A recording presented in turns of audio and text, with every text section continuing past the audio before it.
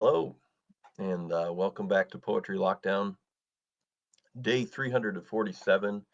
Um, Special lockdown today. So you probably noticed I am leaning into um, some longer poems, and this one is no exception. It's epic in scope and sweep.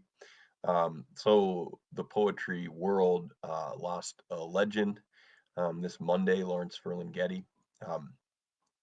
101 years old, fantastic activist and advocate for poetry his whole life. And this, to me, has been a poem I've been reading through and just thinking on. And I thought, what better way to celebrate and honor his life at the end of February than reading this poem, right? In the same week that he passed away. So yeah, I'm not gonna talk a lot about it other than to read it because I feel like it really does speak for itself. But all year long throughout this poetry lockdown series, I've been looking for poems that are really in the moment, that are really willing to speak truth to power. They're powerful political poems, and that are the news that stay news. To paraphrase or to use Ezra Pound's phrase, and I feel like this does that. So let it speak for itself. I'm gonna read it. It's long, but I love it. It's like a manifesto, and every line just has a power. So I'm gonna kind of read them line by line. I linked you to, have like the text of the start of the poem. If you have Scribed, which is a reading app that Christina and I have, you can find the whole thing on there. Otherwise, you could order it for yourself. It's pretty awesome. Poetry as Insurgent Art by Lawrence Ferlinghetti. He starts out with three epigraphs. Yeats after Bertolt Brecht and Comandante Marcos. Here we go. From Yeats, the woods of Arcady are dead, and over is their antique joy. Of old, the world undreaming fed, gray truth is now her painted toy. Yeats. From after Bertolt Brecht. What times are these when to write a poem about love is almost a crime? Because it contains so many silences about so many horrors. And then Subcomandante Marcos. We apologize for the inconvenience, but this is a revolution. Nice little starting there, preamble. Here we go. I am signaling you through the flames. The North Pole is not where it used to be. Manifest destiny is no longer manifest. Civilization self-destructs. Nemesis is knocking at the door. What are poets for in such an age? What is the use of poetry? The state of the world calls out for poetry to save it. If you would be a poet, create works capable of answering the challenge of apocalyptic times, even if this means sounding apocalyptic. You are Whitman, you are Poe, you are Mark Twain, you are Emily Dickinson and Edna St. Vincent Millay, you are Neruda and Mayakovsky and Pasolini. You are an American or a non-American. You can conquer the conquerors with words. If you would be a poet, write living newspapers. Be a reporter from outer space, filing dispatches to some supreme managing editor who believes in full disclosure and has a low tolerance for bullshit. If you would be a poet, experiment with all manners of poetics, erotic broken grammars, ecstatic religion, heathen outpourings, speaking in tongues, bombast public speech, automatic scribblings, surrealist sensing, streams of consciousness, found sounds, rants, and raves to create your own limbic, your own underlying voice, your voice. If you call yourself a poet, don't just sit there. Poetry is not a sedentary occupation, not a take your seat practice. Stand up and let them have it. Have wide angle vision. Each look a world glance. Express the vast clarity of the outside world. the sun that sees us all, the moon that strews its shadows on us, quiet garden ponds, willows where the hidden thrush sings, dusk falling along the river run, and the great spaces that open out upon the sea. High tide and the heron's call. And the people, yes, all around the earth, speaking babble tongues, give voice to them all. You must decide if bird cries are cries of ecstasy or cries of despair, by which you will know if you are a tragic or a lyric poet. If you would be a poet, discover a new way for mortals to inhabit the earth. If you would be a poet, invent a new language anyone can understand. If you would be a poet, speak new truths that the world can't deny. If you would be a great poet, strive to transcribe the consciousness of the race. Through art, create order out of the chaos of living. Make it new news. Write beyond time. Reinvent the idea of truth. Reinvent the idea of beauty. In first light, wax poetic. In the night, wax tragic. Listen to the lisp of leaves and the ripple of rain. Put your ear to the ground and hear the turning of the earth, the surge of the sea, and the laments of dying animals. Conceive of love beyond sex. Question everything and everyone, including Socrates, who questioned everything. Question God, in quotation marks, and his buddies on earth. Be subversive, constantly questioning reality and the status quo. Strive to change the world in such a way that there's no further need to be a dissident. Hip hop and rap your way to liberation. Try being a singing animal turned pimp for a pacifist king. Read between the lives and write between the lines. Your poems must be more than want ads for broken hearts. A poem must sing and fly away with you, or it's a dead duck with a prose soul. A lyric poem must rise beyond found songs found in the alphabet soup. Write down the words of astronomers who have seen, with Heinrich Olber, the place where all is light. Remember that, quote, the night, a few stars, has more poetic force than a whole catalog of the heavens. Your images in a poem should be Haimais vu, not deja vu. Words can save you where guns can't. Decide if a poem is a question, or a declaration, or a meditation, or an outcry. Reinvent America and the world. Climb the Statue of Liberty. Mistrust metaphysics. Trust in the imagination and refertilize it. Instead of trying to escape reality, plunge into the flesh of the world. If you call yourself a poet, sing it, don't state it. Don't let it be said of you that sluggish imagination drowned out the slush of your heart. Bring together again the telling of a tale and the living voice. Be a teller of great tales, even the darkest.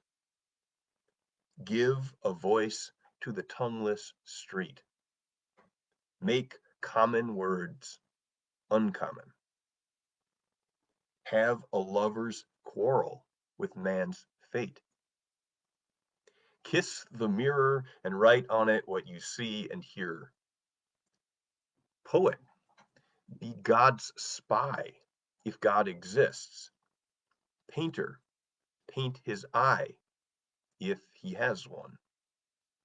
Be a dark barker before the tents of existence. See the rose through world-covered glasses. Be an eye among the blind. Dance with wolves and count the stars, including the ones whose light hasn't got here yet. Be naive, non-cynical, as if you had just landed on Earth, astonished by what you have fallen upon.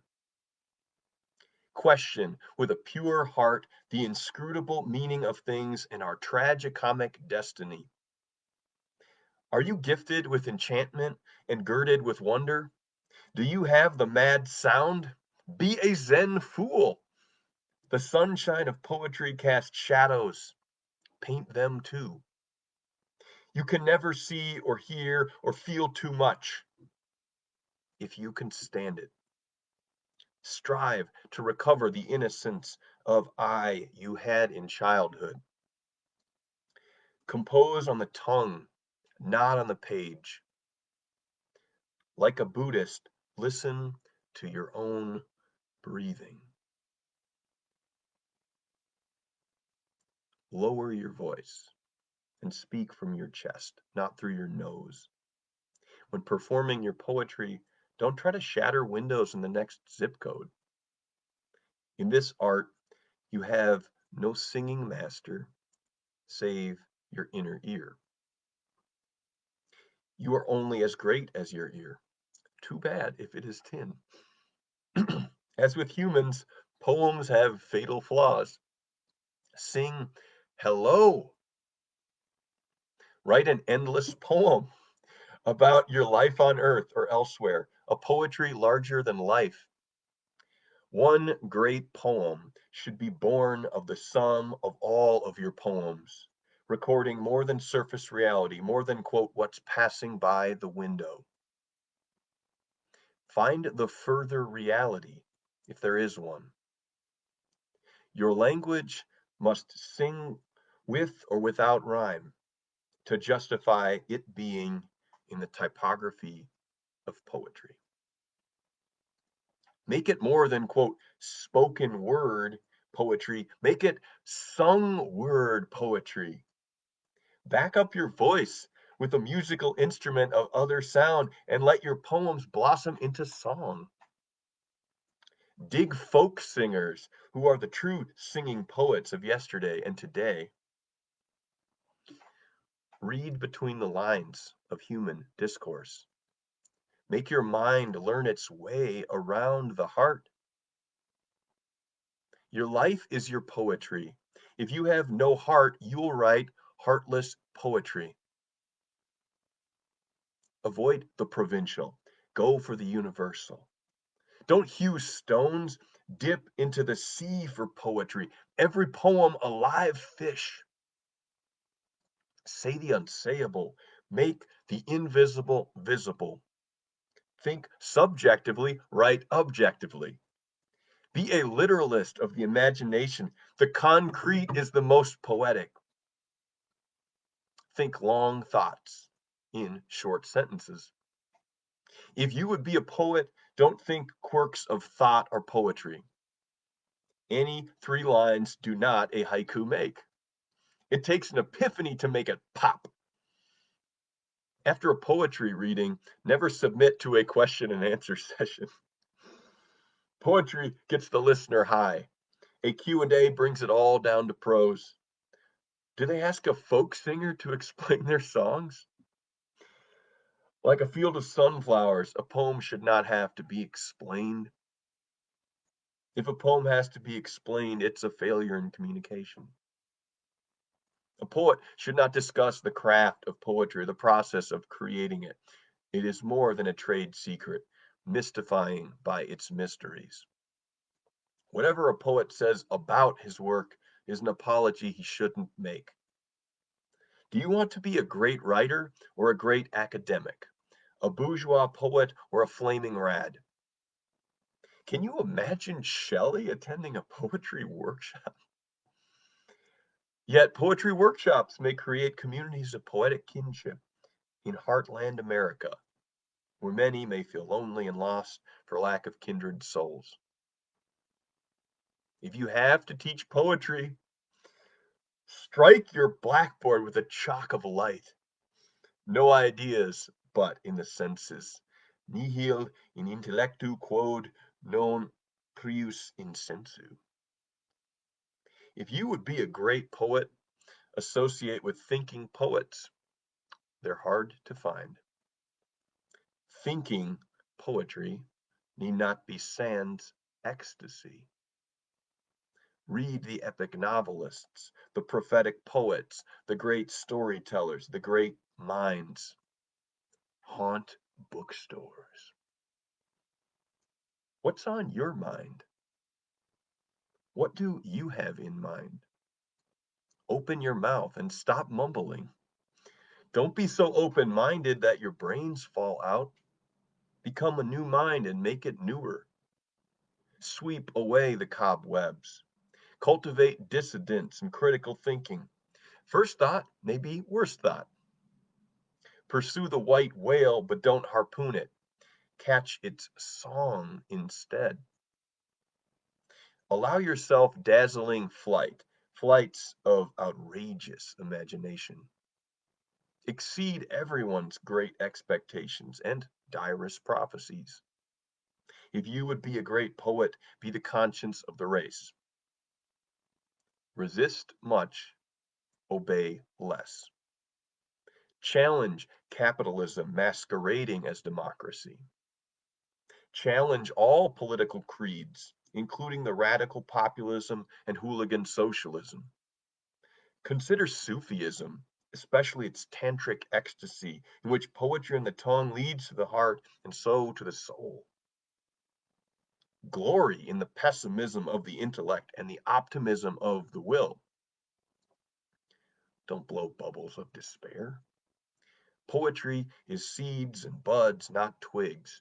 Smoke it to get high. Generate collective joy in the face of collective gloom. Secretly liberate any being you see in a cage. Liberate have-nots and enrage despots. Sound a barbarous yelp over the roofs of the world. Caw, the great caw. Sow your poems with the salt of the earth. Stand up for the stupid and the crazy. See eternity in the eyes of animals. See eternity, not the other night, but tonight. Express the inexpressible. Don't be too arcane for the man in the street. Be a songbird, not a parrot. Be a canary in the coal mine. A dead canary is not just an ornithological problem. Be also a rooster, waking up the world. Write short poems in the voice of birds. Birdsong is not made by machines.